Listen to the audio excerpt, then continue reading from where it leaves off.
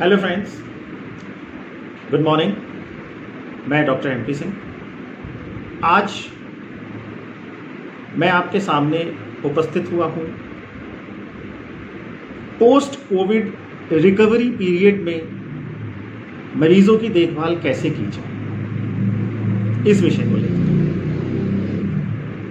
जैसा कि हम सब जानते ही हैं कि एक बहुत बड़ी तादाद में लोग संक्रमित हुए, लोगों ने इस बीमारी का सामना किया और आज एक बहुत बड़ी तादाद में जो संक्रमित लोग थे वो ठीक तो हो गए, एक्टिव फेज से तो गुजर चुके हैं। ठीक होना सही मायने में ठीक नहीं है, वो संक्रमित जो स्टेज थी उससे गुजर चुके हैं, नेगेटिव हो गए हैं या नेगेटिव नहीं हुए हैं, लेकिन अपने घरों में आराम, एक्टिव फेज से पास आउट हो चुके हैं। बुखार नहीं है, कोई विशेष समस्या नहीं है, लेकिन समस्या से फ्री हैं, ऐसा भी। दोस्तों, जितना ध्यान हमको अपने रोगी का बीमारी के दौर में रखना होता है इस कोविड-19 महामारी में, उससे ज़्यादा ध्यान हमें रिकवरी फेज में अपने रोगी का रखने की आवश्यकता है।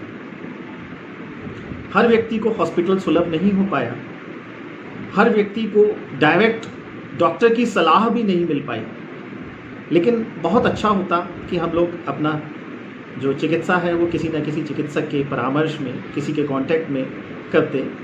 लेकिन जैसे भी अब तो फेज़ जिन लोगों का गुजर गया है, अब वो घर में हैं, अब उसमें भी समस्याएं हैं, तमाम तरीके की समस्याएं।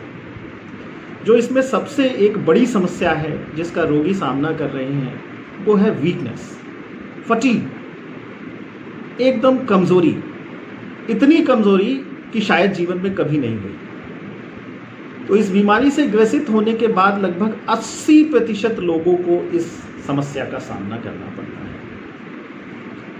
उसके अलावा किसी का ब्लड प्रेशर बढ़ गया है क्योंकि स्टेरॉइड्स भी यूज़ हुए हैं, काफ़ी सारी मेडिसिन्स लोगों ने यूज़ की हैं और कई बार जहाँ यूज़ नहीं करनी चाहिए थी वहाँ पे भी यूज़ की हैं।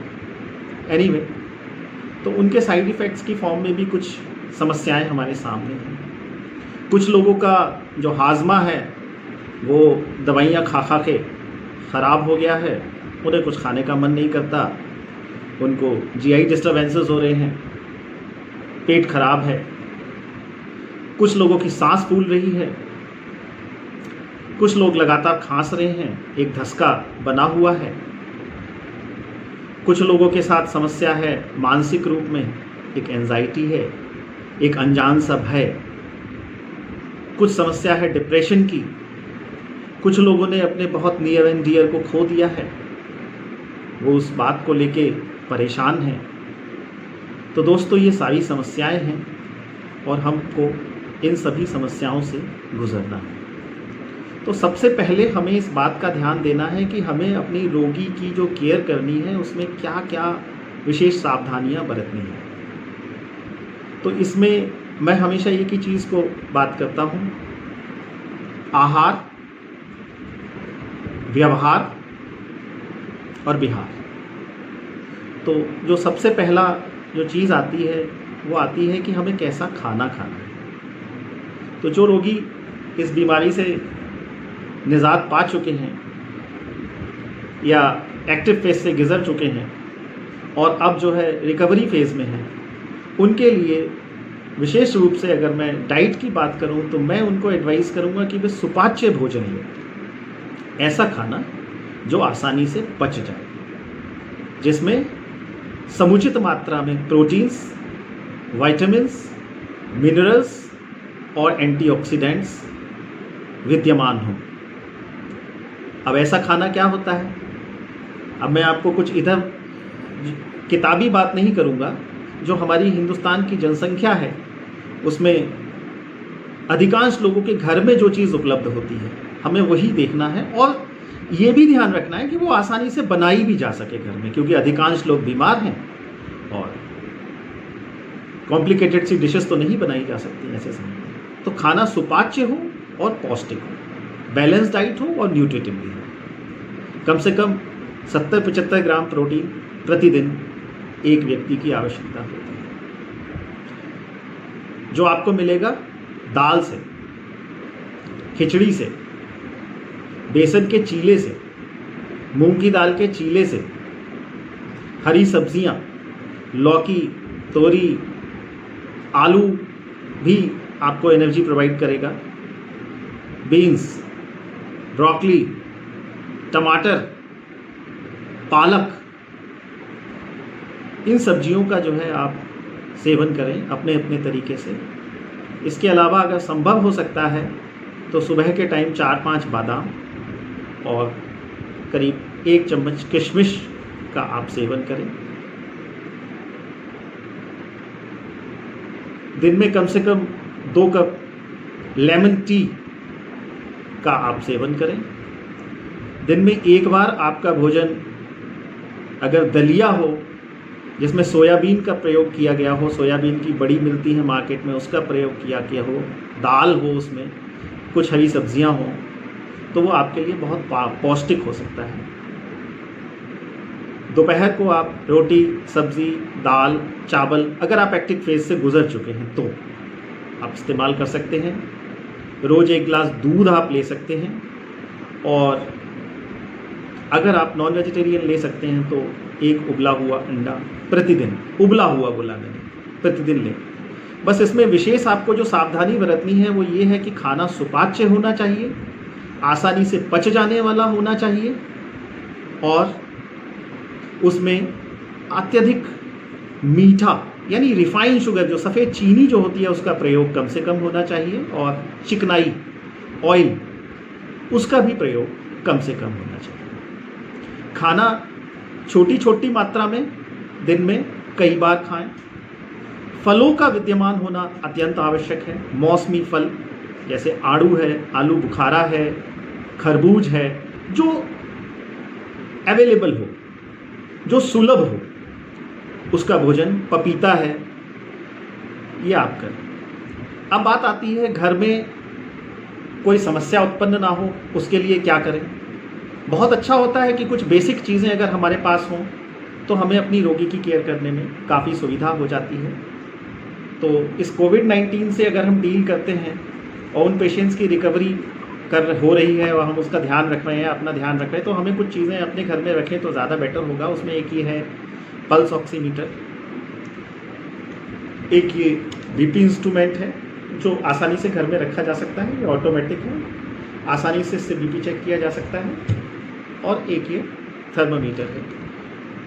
तो आप कम से कम दिन में 2 बार अपना टेम्परेचर चेक करें, सुबह शाम ब्लड प्रेशर चेक करें, और दिन में 2 बार अपना ऑक्सीजन का लेवल भी चेक करते रहें। इसके अलावा अगर अभी अभी आप एक्टिव फेज से गुजरे हैं तो अपने चिकित्सक की मदद से कुछ जांचें भी आपको कराना अत्यंत आवश्यक है, जिसमें मैं चाहूँगा कि आप CBC करा लें, और अगर आपकी उम्र 40 वर्ष से ऊपर की है और आप एक्टिव संक्रमण से ग्रसित थे तो आपका या तो ये टेस्ट हो गया होगा या आप करा लें, आप D-dimer टेस्ट करा लें, आप सीरम CRP और इंटरल्यूकिन 6 जो है ये जांचें करा लें। इसके अलावा liver function test, kidney function test, ये जांच कराने की आवश्यकता है।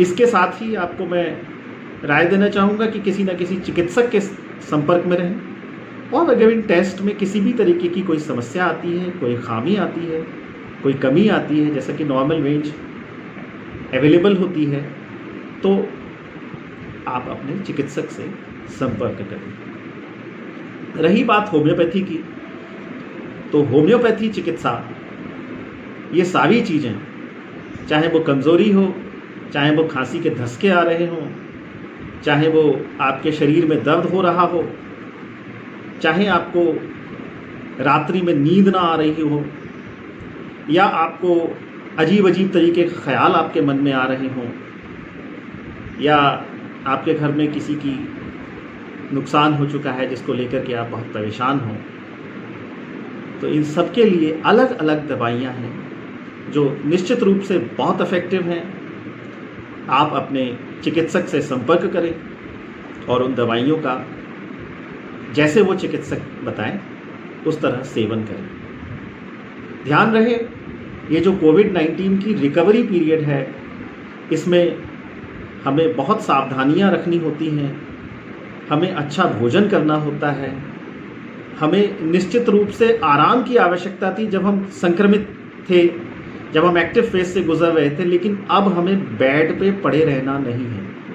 अब हमें उठना है, थोड़ा काम करना है, थोड़ा एक्सरसाइजेस करनी है, ब्रीदिंग एक्सरसाइजेस करनी है, जितना हमारा शरीर अलाउ करता है उतनी एक्सरसाइजेस करनी है, हमें प्राणायाम करना है, हमें अपनी बॉडी के सारे मूवमेंट्स करने हैं, थोड़ी सी स्ट्रेचिंग एक्सरसाइजेस भी अगर हमारा शरीर अलाउ करता है तो हमें करना है। और इसके साथ ही अगर संभव हो सके तो थोड़ा सा पैदल अगर आप चल सकते हैं, अगर आपके घर में इतनी जगह है तो निश्चित रूप से आपको थोड़ा थोड़ा पैदल चलना चाहिए और दिन प्रतिदिन उसकी मात्रा को बढ़ाना चाहिए। जो आप एक्सरसाइज कर रहे हैं उसकी मात्रा को दिन प्रतिदिन बढ़ाना चाहिए, क्योंकि बेसिक रूप से इस महामारी में हमारे लंग्स, हमारा हार्ट, हमारी किडनी और हमारा ब्रेन ये काफ़ी हद तक अफेक्टेड होते हैं और इनको हमें रिकवर करना होता है, वापस इनकी कंडीशनिंग करनी होती है। जैसे हम कई बार किसी चीज़ को, किसी मशीन को छोड़ देते हैं ना, तो फिर जब हम वापस करते हैं तो उसको हम कंडीशनिंग करते हैं। जैसे स्कूटर, गाड़ी हम काफ़ी समय तक नहीं चलाते हैं तो हम उसको धीरे धीरे स्टार्ट करते हैं, धीरे धीरे स्पीड बढ़ाते हैं। उसी तरीके से हमें अपने शरीर का भी ध्यान रखना है, हमें इसकी कंडीशनिंग करनी पड़ेगी। दोबारा से हमको उस एफिशिएंसी को लाने के लिए जो पहले थी हमें प्रयास करना पड़ेगा।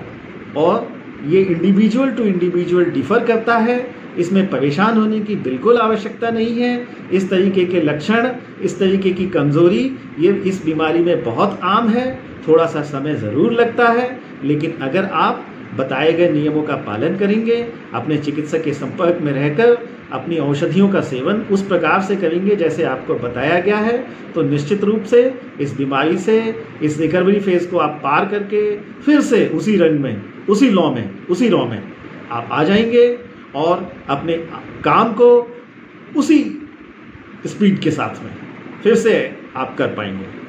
बस आप सबको मेरी ओर से शुभकामनाएं। आप जल्दी स्वस्थ हों, जल्दी फिर अपने काम पर लौटें। बस इन्हीं शब्दों के साथ मैं अपनी वाणी को विराम दूंगा।